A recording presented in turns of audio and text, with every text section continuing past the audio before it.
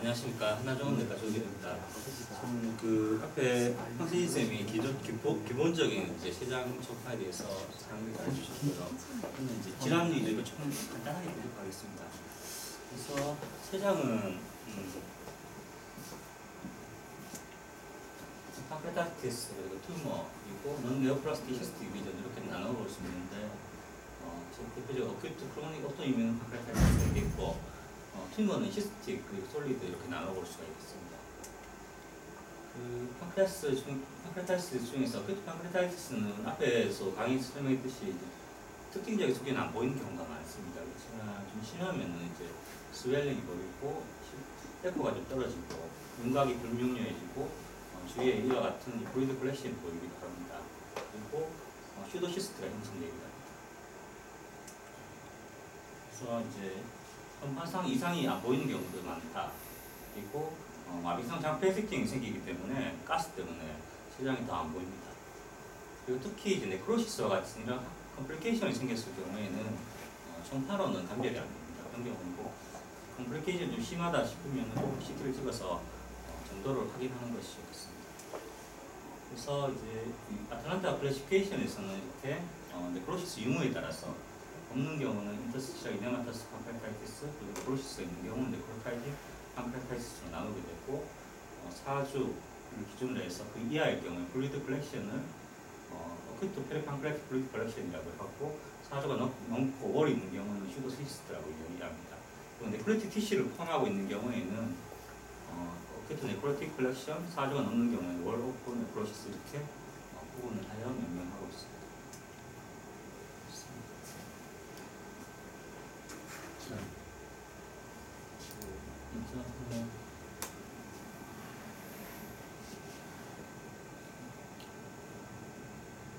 이게 확장이 되어 있는 게 피덕트입니다. 혈덕트가 들어있고 컴플리케이션이 실질과 그리고 덕트 내에 이렇게 많이 보이고 있습니다. 진단을 아시겠죠? 아주 저명한 케이스라서 가져가 봤는데 피덕트가 많이 확장되어 있고 파시피케이션들이 세장 실질과 팜크레트 덕트 내에 보이고 있습니다. 크로닉 팜크레타이티스입니다. 그렇지만 이것도 이제 처음에는 좀 동대가 되다가 위축이 되고 국한성으로 동대가 보이는 경우도 있습니다. 실제로 에코는 조금 증가되고 윤곽이 불규칙해서 러블레이션이 생기기도 하고 특징적인 이제 좀 스페시픽한 소견은 이 세 가지가 되겠습니다. 실질 내에 석회화 스톤 같은 것들이 보이고 체관 내에도 보이고 그리고 체관에 불규칙한 확장이 있는 경우 쉽게 진단할 수가 있겠습니다. 물론 슈도시스트도 만들 수 있겠고 간혹은 포칼하게 이렇게 레스같이 보이는 경우도 있습니다. 이런 경우는 캔서와의 감별이 필요하겠습니다. 그렇지만 이런 소견들은 이제 어느 정도 많이 진행된 다음에 생깁니다. 그래서 총판만으로 저는 팜크레타이티스가 진단이 초기에는 안 되는 경우가 많습니다. 오토이뮨은 이제 소세지 라이크 어피어런스라고 해서 이렇게 전체적으로 부어있는 이런 모양을 보이고 에코가 좀 떨어지고 체관이 보이는 경우는 이제 불규칙한 협착이 보입니다. 그렇지만 많이 흔한 질환은 아닙니다. 그리고 EUS를 보면 이렇게 이제 에코제닉과 septum 같은 것들이 인터로바 septum 같은 것들이 보인다고 합니다. 역시 포칼 타입이 있습니다. 이런 경우는 헤드 오브시네티스에서 많이 생기고 곡소적으로 커져 있기 때문에 팜크레틱 캔서와의 관절이 필요합니다. 팜크레틱 튜머는 솔리드, 시스틱으로 나눌 수가 있는데 대표적인 솔리드 튜머는 덕탈 아데노카시노마이고 밖에 뉴로엔도크라인 튜머 그리고 솔리드 슈도파필러리 튜머 등이 있습니다. 그렇지만 여기 림포마를 제외하고 나머지 네 가지는 이제 시스틱 디제너레이션을 합니다. 그래서 이것이 이제 솔리드 튜머인지 시스틱 튜머인지 구분이 잘 안 되는 경우도 있습니다. 케이스 하나 보도록 하겠습니다. 존디스가 있고 에렉트 오노말티가 심합니다.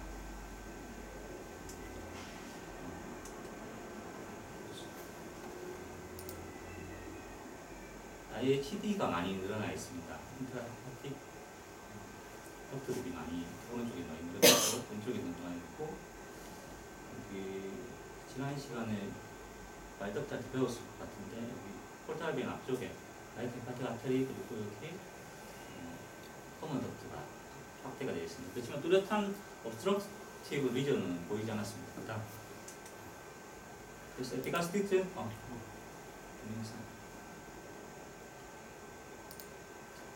트랜스퍼스 스캔을 통해서 그러니까 이제 피덕트도 컴팩터트 분류가 있고 헤드 부위에 이제 저희 코에 불규칙한 불균일 그 에코가 그 보드라인이 분명하지 않는 그런 메스 리전이 보입니다.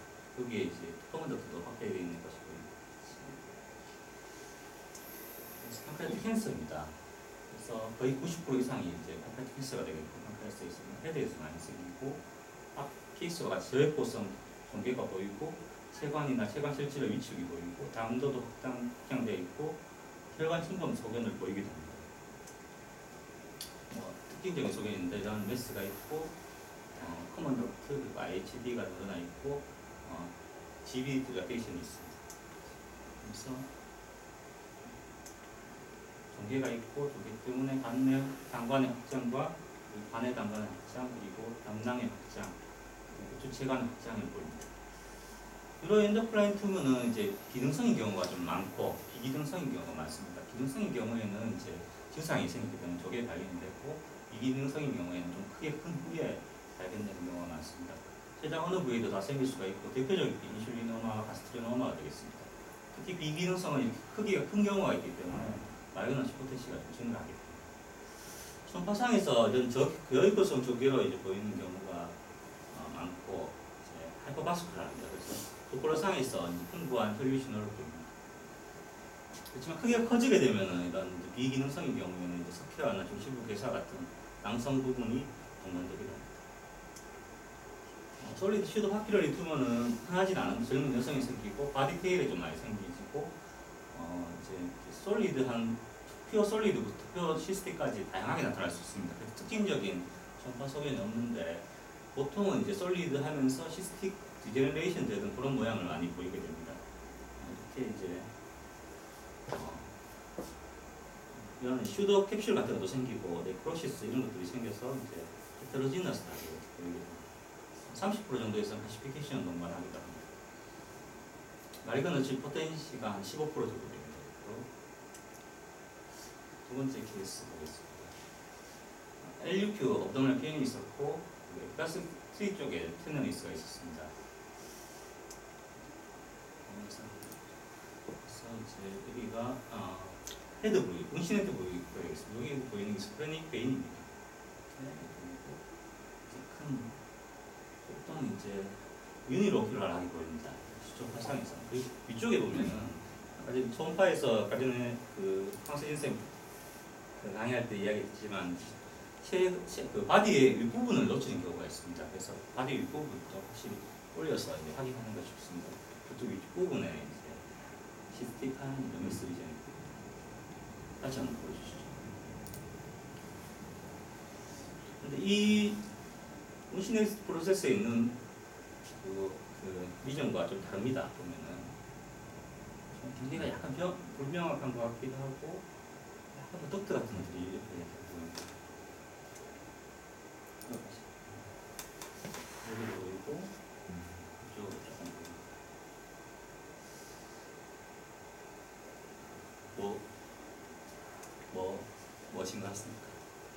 두 개가 종류가 좀 다른 것 같죠?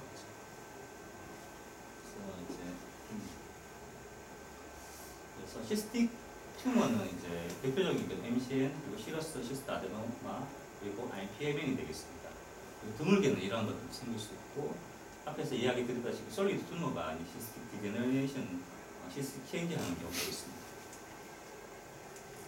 그래서 미시너스 시스틱 네오플라즘은 중년 여성에서 많이 생기고 바디 테일에서 많이 생깁니다. 그래서 보통은 이제 피막을 가지고 있는 비교적 큰 이제 난포감을 가지는 단방성이나 다방성 이런 종괴들을 보이고 보통 시스트가 좀 큰 경우가 많습니다. 그리고 이 낭벽과 격벽의 석회화를 동반하는 경우도 있습니다. 그리고 병리학적으로 오버랜 타입스 트로마를 가지는 것으로 되어 있기 때문에 여성에서 거의 생기고 남성에서 안 생긴다고 기억하시면 되겠습니다. 초음파상에서 표면이 좀 매끄럽고 단방성이나 다방성 나무종으로 보이고 내부에 이제 유도상 고형 종괴가 보이기도 합니다. 그리고 뼈벽의 국한성 비유가 있거나 이런 종괴가 보이거나 이런 경우에는 이제 배우가 좋지 않습니다. 마리건트 포텐시가 높이 올라가게 됩니다. 시러스 시스트 아데노마는 이제 유전 여성에 생기고 생기는 부위는 거의 비슷한 거가 쇠대에서 많이 생긴다고 이야기하기도 하고 바이테일에서 좀 더 생긴다고 이야기도 합니다. 보통은 이와 같이 이제 멀티시스틱하게 생기기도 하고 이렇게 이제 로블레이션만 이렇게 보이기도 합니다. 보통은 이제 크기가 작은 시스트들이 보이는 마이크로시스틱한 타입이 많은데 표면이 우들두들한 이런 허니컴 어피어런스 보이기도 합니다. 또한 특징적인 것은 다 보이지는 않지만 센트럴 스카를 동반하는 경우가 있고 이 내에 이제 스퀘어를 동반하는 경우가 있습니다. 이런 소견 보이면 특징적이라고 할 수 있겠습니다. 그렇지만은 이제 마크로시스틱 시스트 크기가 크고 개수가 작은 경우에는 MCM과 비슷하기 때문에 간별이 필요합니다. 이렇게 이제 작은 낭포들로 이렇게 모이게 되면 고용 종계 같이 보이기도 하고 로블레이트드 컨티어로 보이게 됩니다. 그리고 마지막 세 번째는 이제 IPMN이 되겠는데 점액 생산으로 인해서 세관 확장을 이제 특징을 하는 그런 종양인데 남성에서 좀 많이 생기고 헤드 특히 인지네이트 프로세스에서 많이 생깁니다. 보통 메인 덕트에 생기는 메인 덕트 타입 그리고 브랜치드 덕트에 생기는 메인 덕트 타입 그리고 컴바인된 타입으로 나눌 수가 있습니다. 다양한 악성도를 보이는데 특히 메인 덕트와 컴바인드는 이제 마리건트 포텐시가 많이 높습니다. 이제 시경상에서 간혹 이제 유두 개국 후에 점액 배출이 보이기도 합니다. 초음파상에서는 이제 주체관형인 같은 경우에는 주체관의 점액관 확장이 보이고 간혹 이제 체관 내에 유두상 붕괴를 발견하기도 합니다. 분지형인 같은 경우에는 이제 체관 분지에 다방성, 낭포상 확장이 보이기도 하고 주체관이 경도로 확장되는 경우가 있습니다. 플레이모픽하거나 크로마틴드 어피어런스를 보이는 경우가 보이게 됩니다. 그렇지만 초음파에서는 이게 이제 좀 경계가 조금 불분명해 보이지만 이제 그냥 하나의 시트 리전으로 보입니다. CT에서는 조금 나눠져 보이긴 하는데 EOS에서는 여러 개의 이제 낭종이 모여 있는 것을 보이게 되고 ERCP에서 P덕트와 커뮤니케이션이 있는 것이 확인되었습니다. 그렇지만 초음파에서는 명확하게 이제 모양으로 구분하기가 좀 힘든 한계가 있고 P덕트와 커뮤니케이션을 확인하기가 힘든 경우가 많습니다. 그래서 IPM에는 특히 이제 이렇게 내부에 솔리드한 컴포넌트가 연쇄가 되거나 메인 팜플렛 덕트가 1cm가 넘거나 옵스트럭 존디스가 있는 경우 하이 리스크 스티그마타라고 하고 시스트가 3cm가 넘거나 그리고 메인 팜플렛 덕트가 5에서 9mm 그리고 시스트 월이 두꺼워져 있고 인앤스되지 않은 미랄 노들이 있거나 이런 경우를 이제 워리슨 피처라고 이렇게 나누게 되는데 하이 리스크 스티그마타는 이제 수술적 치료가 필요하고 워리슨 피처는 EOS가 를 통해서 포덜 이벌레이션이 필요합니다. 이런 이제 알고리즘을 이용해서 이제 검사를 하게 되는데 하이 리스크 스티그마타가 있으면 수술적 치료를 고려해야 되고 그렇지 않으면 이제 워리슨 피처가 있는지 확인을 하고 있으면 EOS를 해서 이런 이제 데피니트한 노들이 있는지 이런 사이톨로지 같은 걸 해서 마리건 의식가 의심되는지 이런 것들을 보고 이런 것들이 의심되면 수술적 치료를 해야 되겠고 워리슨 피처도 없을 경우에는 이제 사이즈를 기준으로 해서 보통 한 2cm 이하는 그냥 팔로업을 하는 것도 있고 2cm가 넘으면 이제 젊은 경우에는 수술적 치료도 또 고려하고 ES를 시행해야 합니다. 그래서 이 특징들을 이제 모아놓는 것도 이거는 참고해서 한번 보시면 되겠습니다. 다음 케이스 보겠습니다. 아까 전에 봤던 케이스입니다. 여기 이제 인시덴트 프로세스 쪽에 단방성으로 보이는 이런 이제 시스템 리전이 보이고 자세히 보면 여기 스프레닉 베인입니다. 여기 위쪽으로 이렇게 지나갑니다. 플러스상에서 먼저 지나가고 이거는 SMA 그리고 아orta가 있습니다. 크기는 한 4cm 정도입니다. CT상에서는 두 개로 나눠져 보입니다. 전파하고 좀 다르죠. 그리고 자세히 보면 약간 로블레이션도 좀 있는 것 같이 보입니다. 그래서 이것은 이제 SCN으로 생각이 됩니다. SCN도 4cm가 넘으면 수술 치료를 이제 고려를 합니다. 그리고 이제 바디 위쪽에 있었던 것은 이제 크기는 한 2cm가 좀 안 되고 피덕트와 연계 커뮤니케이션이 있습니다. 피덕트가 한 3mm 정도가 있습니다. 이것은 이제 CT를 보면은 좀 모양이 틀립니다. 요 보니까 되겠는데 한계가 좀 불분명하기도 한데 여러 개의 시스템들이 모여있는 것 같이 보입니다. 그리고 이제 피덕트가 늘어나 있는, 확장되어 있는 것이 보입니다. 이것은 그냥 IPMN 브런치 덕트 타입이나 이런 것으로 생각이 납니다. 그렇지만 CT만으로도 뭐 확실히 구분할 수가 없습니다. 그리고 이제 네오플라스틱 시스틱 리전은 슈더 시스트가 가장 많게 되겠죠. 여기서 췌장염이 기억력이 있는지가 지금 중요하겠고 췌관과의 커뮤니케이션이 한 3분의 2 정도에 있습니다. 앞에 황세진 쌤 케이스 강의에서 보듯이 경계가 뚜렷하고 매끈한 벽을 가지고 안방성이고 내부에 뭐 결절이나 고용 성분이 없는 게 대부분입니다. 그렇지만 간혹은 이런 이제 내부에 이런 모텔을 포함하는 경우도 있습니다. 그래서 앞 강의에서 다 설명을 잘 해주셨는데 기본적인 아나토미, 혈관 구조들을 잘 이해하고 피덕트나 이런 것들을 찾아서 사이즈들을 측정하는 것이 중요하고 판크라스도 마찬가지로 이제 롱지튜디나 트랜스버스 두 가지 스캔 방법으로 스캔을 해야 되고 컴플레션, 포지션 체인지를 적극 활용해야 되겠고 검사가 불충분하다면 CT와 같은 추가적인 검사가 필요하겠습니다. 관련 질환에 대해서 이해하는 것이 스캔하는 데 도움이 되겠습니다. 그래서 판크레아스는 바디 위주로 얘가 트랜스퍼스를 한번 보고 그리고 이제 환자의 오른쪽 아래로 좀 내리면서 헤드 부위를 잘 자세히 관찰하고 테일은 이제 환자 왼쪽으로 이동하면서 오브릭하게 이렇게 스캔을 해서 관찰하면 되겠고 그리고 롱지튜디널은 여러 단면으로 관찰을 하지만 이제 SMV를 기준으로 해서 이렇게 넥과 홈시네이트가 나오게 이렇게 관찰을 하고 트랜스프라닝으로 해서 테일 디스탈 테일을 잘 관찰하고 있습니다. 이렇게 5개 스캔을 하면은 충분한 검사를 했다고 할 수 있습니다. 이상입니다. 아무래도 오늘 황세진 쌤하고 조규현 쌤의 강의를 아주 명랑하게 했습니다. 여러분 오늘 녹화가 되어 있기 때문에 나중에 집에 가시가 스마트폰이나 인터넷으로 컴퓨터에서 유튜브를 들어가시가 유튜브에 김일봉 들어가시면 오늘 강의 내용이 내일 제가 올릴 겁니다. 자꾸 복습해가지고 한번 들어가면 안 됩니다. 여러분 자꾸 들어야 됩니다. 그리고 이제 2017년 올 10월부터 초음파가 보험화가 되거든요. 그래 되면 환자들이 병원에 와가 다 초음파를 꼭 옵니다. 그래서 초음파를 하지 못하면 이제는 임상의사가 할 수가 없습니다.